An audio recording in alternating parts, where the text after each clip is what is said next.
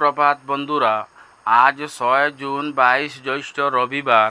আজকের সারাদিনের বিশেষ বিশেষ আন্তর্জাতিক খবরগুলি হল: ইহুদিবাদী শাসন ব্যবস্থার বিরুদ্ধে ঐক্যবদ্ধ হওয়ার ডাক দিলেন ইরানের ইসলামী বিপ্লবের সর্বোচ্চ নেতা আয়াতুল্লাহ সাইদ আলী খামেনি। বিস্তারিত থাকবে প্রতিবেদনে। ইসরায়েলের বেনগুরিয়ন এয়ারপোর্টের উপর হাইপারসনিক হামলা চালালো ইয়েমেনের হুথি মুজাহিদিনরা। বিস্তারিত থাকবে প্রতিবেদনে। ইসরায়েলি নিষেধাজ্ঞা সত্ত্বেও আল আকসা মসজিদে ঈদুল আজহার নামাজ আদায়ের জন্য মুসল্লিদের ভিড়। গাজা যুদ্ধে ইসরায়েলি সেনাবাহিনীকে ক্লান্ত করে তুলছে হামাস বাহিনী। পরাজয়ের মুখ দেখছে ইসরায়েলি বাহিনী। বিস্তারিত থাকবে প্রতিবেদনে।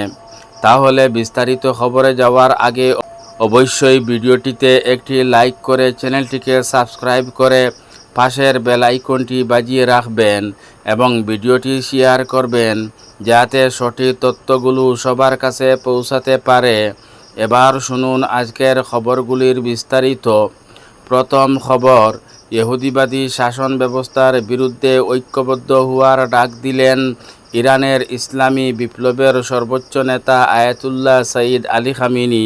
তিনি প্রকাশিত তার বার্ষিক হজ বার্তায় বলেছেন, মক্কায় আগত বিশ্বের লক্ষ লক্ষ মুসলিম হজযাত্রীদের প্রতি আহ্বান জানিয়েছেন যে গাজা এবং পশ্চিম এশিয়ার চলমান বিপর্যয়ের পরিপ্রেক্ষিতে তাদের সরকারগুলিকে তাদের দায়িত্ব পালনের জন্য অনুরোধ করুন।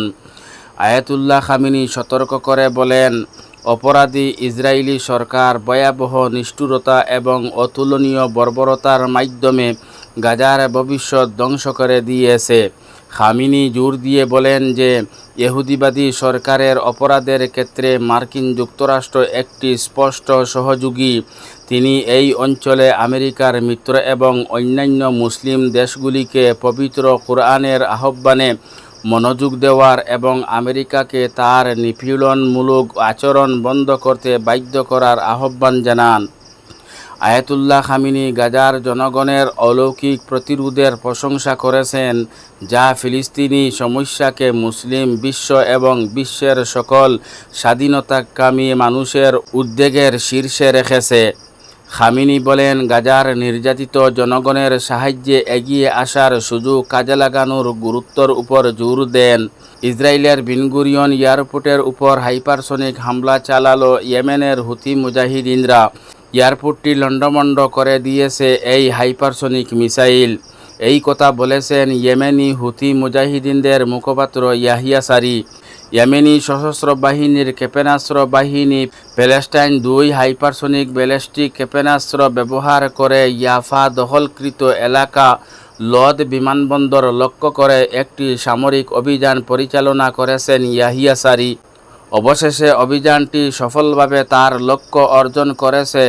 লক্ষ লক্ষ দখলদার ইহুদিবাদীকে আশ্রয়কেন্দ্রে পালিয়ে যেতে বাধ্য করেছে এবং বিমানবন্দরে বিমান চলাচল বন্ধ করে দিয়েছে। ইসরায়েলি নিষেধাজ্ঞা সত্ত্বেও আল আকসা মসজিদে 8,000 মুসল্লি ঈদুল আজহার নামাজ আদায় করেছেন।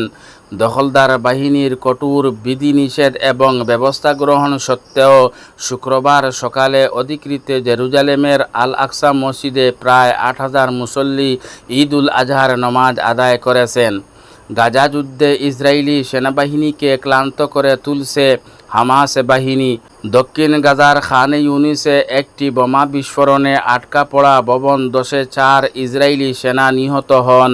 পরে গাজায় হামাসের সামনে আরও চ্যালেঞ্জের মুখোমুখি হতে হচ্ছে ইসরায়েলি সেনাবাহিনী এবং আহত হয়েছেন 11 জন, যাদের মধ্যে একজনের অবস্থা গুরুতর বলে জানা গিয়েছে।